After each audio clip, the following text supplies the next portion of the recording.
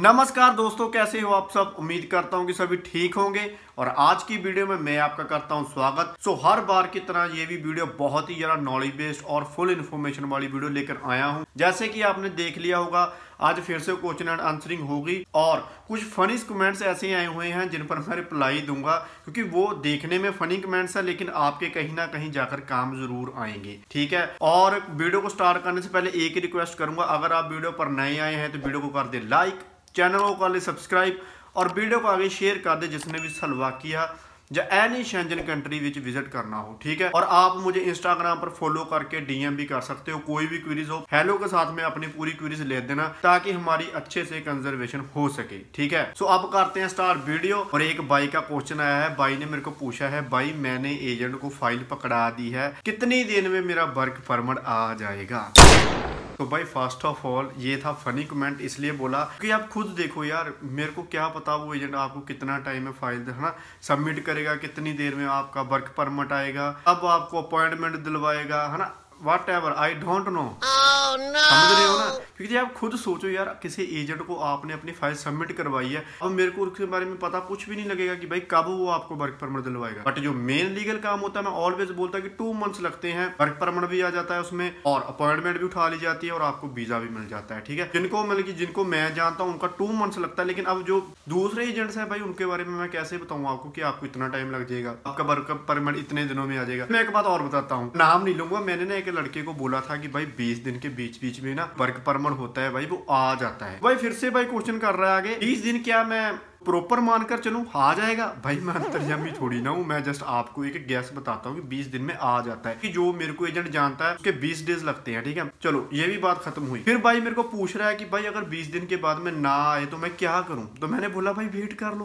बोला भाई आपने पहले मेरे को बोला था कि आप मुझे 20 दिन बोले थे, तो भाई 20 दिन के दोबारा फिर आप क्यों बोल रहे हो कि वेट कर लो। भाई एक मैं जो बताता हूँ वो एक गैस होता है, कि वो एक अंदाजा होता है कि हाँ इतने डजन में आपका जो वर्क परमिट है वो आ जाएगा। ठीक है, तो ऐसे क्वेश्चन भी करते हो यार, मैं मतलब कि शौक हो जाता हूँ कभी कभार कि यार आपने फॉरेन जाना है, वहां पर आप स्ट्रगल कैसे करोगे। छोटे छोटे क्वेश्चनों को यार इतना मतलब कि ब्रीफली ले जाते हो तो भाई कैसे चलेगी आपकी लाइफ। ठीक है, वट एवर, अगर मैं आपको फिर से टाइम बता देता हूँ भाई, 20 दिन में जो होगा आपका वर्क परमिट आ जाएगा।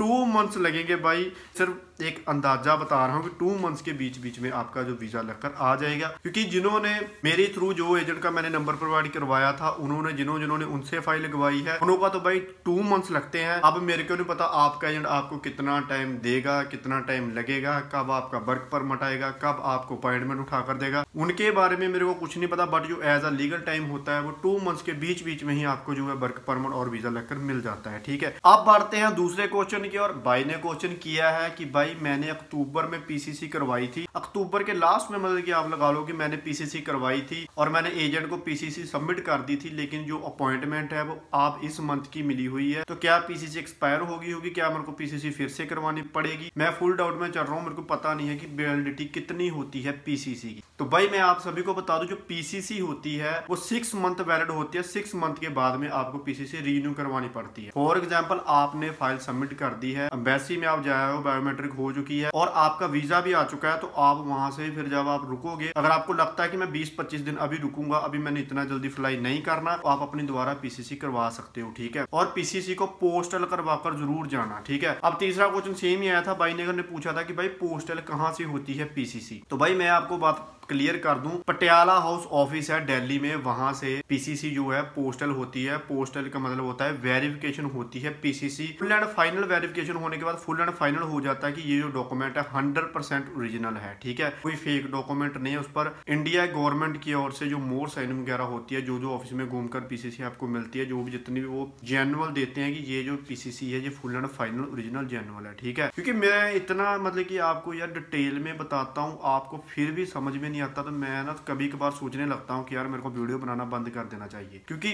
बहुत सी वीडियो में मैंने फुल डिटेल में बताया होता है और आप क्या करते हो कि प्रॉपर वीडियो देखते ही नहीं हो। अभी रिसेंटली 2-3 क्वेश्चन फिर से ऐसे आए हुए हैं कि भाई कितना टाइम लगेगा, भाई पीसीसी कहाँ से बनती है, भाई पीसीसी कहाँ से पोस्टल होगी, भाई पीसीसी जरूरी है कि नहीं जरूरी है, भाई मेरे पास 1 ईयर का वीजा है, भाई मेरे पास 6 मंथ का वीजा है, भाई मेरे पास 3 मंथ का वीजा है। तो भाई मैं जब वीडियो बनाता हूँ उसमें प्रॉपर से मैंने बताया होता है 1 ईयर वीजे के बारे में, 3 मंथ वीजे के बारे में, पीसीसी रिक्वायर्ड है कि नहीं है उसके बारे में मैंने प्रॉपरली बताया होता है। लेकिन वही क्वेश्चन फिर से रिपीट होते रहते हैं। जब मैं उनको पूछता हूँ आपने वीडियो देखी थी, तो बोलते हाँ भाई मैंने वीडियो देखा था। तो भाई फिर से वही क्वेश्चन क्यों कर रहे हो अगर आपने वही वीडियो देखा। और देखो सबसे मजे की बात पता क्या होती है, जो वीडियो मैंने बनाई होती है ना जिस टॉपिक पर, उसी टॉपिक से रिलेटेड नीचे कमेंट आया होता है कि भाई पीसीसी, जैसे फॉर एग्जाम्पल मैं नाम नहीं लूंगा अभी किसी का, अभी भाई ने कमेंट किया है पीसीसी वाला जो मैंने अभी फर्स्ट क्वेश्चन आपको समझाया था, वो सेम वीडियो के नीचे सेम क्वेश्चन पर सेम फिर से कमेंट आया हुआ है। मैंने जबकि उसमें डिटेल में बताया भी हुआ है, क्योंकि मैं बहुत सिंपल सी मतलब कि बहुत सिंपल सी वर्डिंग में बताता हूँ कि पीसीसी यार चाहिए कि नहीं चाहिए। इंग्लिश में जो वर्ड बोले होते हैं वो मैं हिंदी में भी उसको ट्रांसलेट करके बोल देता हूँ, क्योंकि मेरे को पता होता है कभी कभार कईयों को समझ में नहीं आता, क्योंकि मेरे भी कभी कभार ऊपर से निकल जाती है। तो मैंने इसलिए मतलब कि आपको ना हिंदी में भी बताने का ट्राई करता हूँ कि आपको समझ में आ जाए। ठीक है,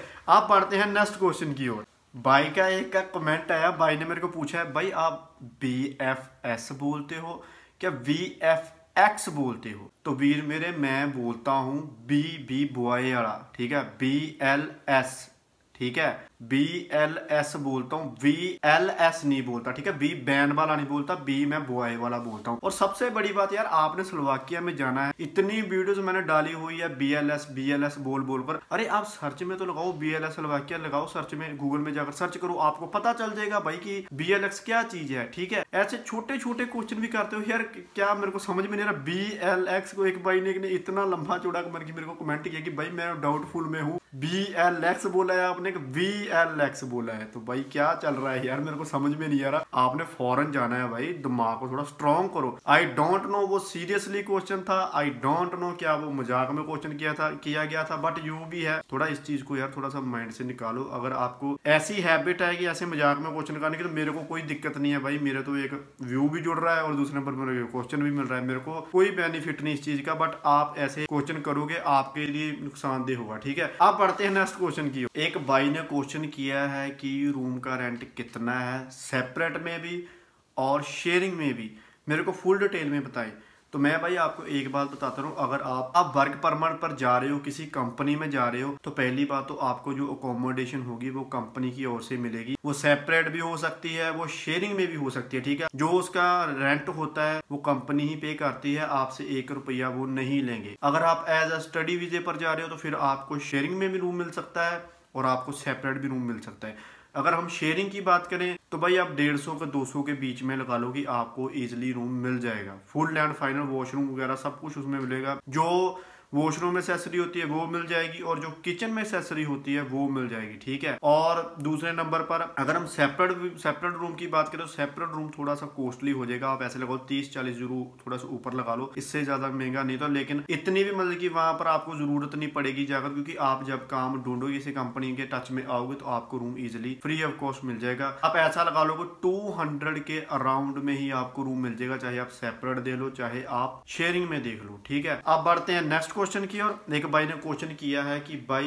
वेयर हाउस में कितनी मनी गेन हो जाती है। तो भाई मैंने आपको बहुत बार बोला है, जब आपका वर्क परमिट आता है उस पर जॉब्स लिखी होती है, जॉब्स के नीचे ही लिखा होता है कि आपको कितनी सैलरी मिलेगी। ठीक है, जिस आदमी ने स्लोवाकिया में जाना होगा या जिसने शेंजन में एंट्री करनी होगी, जब उसके पास कॉन्ट्रैक्ट आएगा तब वो सैलरी की ओर देखेगा। अगर आप इंटरनेट से सर्च लगाकर देखोगे ना कि यहाँ पर इतनी सैलरी वाली, वहां पर इतनी सैलरी वाली, भाई जो इंटरनेट पर जो गूगल आपको सैलरी बताता है वो भाई पर कैपिटा सैलरी होती है। ये बात में दिमाग में घुसा लो, माइंड में रख लो कि जो आप गूगल पर सर्च लगाकर सैलरी देखते हो ना वही वो होती पर कैपिटा। पर कैपिटा की मतलब होता है पूरी कंट्री की इकोनॉमी और एक आदमी के पीछे कितनी अमाउंट रखती है। ठीक है, फिर बनती है लेबर की सैलरी लगा लो, फिर बनती है स्किल की सैलरी लगा लो। जो आप गूगल पर देते हो वो पर कैपिटा होती है, वो अप डाउन होती रहती है, लेकिन जो एक्चुअल में होती है वो आपके कॉन्ट्रैक्ट पर या वर्क परमिट पर ही लिख कर आती है। ठीक है, अब मैं उम्मीद करता हूँ ये क्वेश्चन जो मैंने बताया ना आपको अच्छे से समझ में आ गया होगा, इसलिए मैं बोलता हूँ कि वीडियो को प्रॉपर देखा करो। ठीक है, नहीं समझ में आता यार वीडियो को थोड़ा स्लोमो में लगा लो। कि एक भाई ने मेरे क्वेश्चन किया था कि भाई आप ना बहुत फास्ट बोलते हो, कभी कभार समझ में नहीं आता कि आपने क्या बोल दिया है। भाई मैंने फास्ट नहीं बोलता हूँ, आपके ना यूट्यूब में अभी एक फीचर आ चुका है जिसमें स्पीड को हम नॉर्मल भी कर सकते हैं, नॉर्मल से थोड़ा बढ़ा भी सकते हैं, ठीक है। एक तो उसकी वजह से वीडियो आपको फास्ट दिखती होगी, और दूसरे नंबर पर मैं एडिटिंग इस तरीके से की होती है कि पॉइंट टू पॉइंट ही जस्ट आपको मतलब कि जो भी देखने को मिले, ऐसे लंबी चौड़ी बातें मैं नहीं डालता, क्या करे ऐसे थोड़ा सा इधर को घूम गया थोड़ा उधर को घूम कर बना ली, मैं ऐसी वीडियो नहीं बनाता, क्योंकि इसलिए आपको थोड़ी सी मेरी वीडियो फास्ट लगती है। मैं पॉइंट टू पॉइंट नॉलेज देने का ट्राई करता हूँ, ठीक है। अब लास्ट क्वेश्चन की बात करता हूँ। एक भाई का मेरे को ना यूट्यूब पर कमेंट ही आया है। भाई ने मेरे को बोला, भाई मेरे को डेट ही नहीं मिल रहा अपॉइंटमेंट की, तो क्या मैं करूं भाई, मैं फाइल वापस लूं, क्या मैं आपको फाइल पकड़ा दूं? भाई मेरे को अर्जेंट बात करनी है आपसे, आप अपना नंबर शेयर कर दो, बस मैं आपके पास आ रहा हूं। तो भाई मैं तो बैठा हुआ हूँ स्लोवाकिया में, यहाँ तक तुम आने के लिए इतना स्ट्रगल कर रहे हो, तो आप कैसे आओ यहाँ तक, ठीक है। तो मैं तो स्लोवाकिया में बैठा हुआ हूँ, आपने जिस एजेंट से भाई आपने फाइल लगवाई है, जाता आप उनसे वार्तालाप करो या मीट करो, ठीक है, कि भाई मेरे को अपॉइंटमेंट दिलवाओ, क्या सीन चल रहा है। देखो भाई हॉलीडेज कहीं नहीं चल रही, पता नहीं कैसे एजेंट गुमराह कर रहे हैं। मेरे को बहुत मैसेज आते हैं इसी रिलेटेड कि भाई हॉलीडे क्या चल रहा है अभी, क्या हॉलीडे है अभी भी? मेरा एजेंट मेरे को बोल रहा है कि स्लोवाकिया एम्बेसी में हॉलीडे चल रहे हैं। भाई ऐसा कुछ नहीं होता, हॉलीडेज अगर होगी भी ना तो जो काम होता है वो कभी बंद नहीं होता, ये बात अपने दिमाग में रख लो। चाहे हॉलीडेज भी होगा, काम कभी भी एम्बेसी का बंद नहीं होता, स्लो होता है हमेशा, ठीक है। अगर एम्बेसी बंद हो जाएगी तो भाई कितना लॉस उनको भी हो जाएगा, ठीक है, और जिनको वर्क परमिट निकला होगा उनको कितना लॉस हो जाएगा, ठीक है। सो कभी भी एम्बेसी बंद नहीं होती। और रही बात एजेंट चेंज करने की, तो मैं बात ऑलवेज आपको बोलता हूँ कि अगर आपको लगता है कि आपका 4-5 मंथ हो चुके हैं, आपका एजेंट आपको बोल रहा है कि अभी वेट कर लो, तो आप वेट मत करो। कोई ऐसा एजेंट देखो जो आपको पैसे भी बाद में ले और आपका काम भी 2 मंथ्स के बीच में कर दें, क्योंकि आपने अमाउंट तो प्रॉपर देना ही होता है, ठीक है। जैसे फॉर एग्जाम्पल मेरे पास एजेंट है, मैंने बहुत नंबर शेयर किया है भाई, बहुत, मैंने इंस्टाग्राम पर पता नहीं कितने लोगों को उनका नंबर शेयर कर दिया, लेकिन उनमें से सिर्फ कुछ आदमी ऐसे थे जिन्होंने उनसे लगवाया। कुछ लोगों ने क्या किया, बस जस्ट इंक्वायरी ली,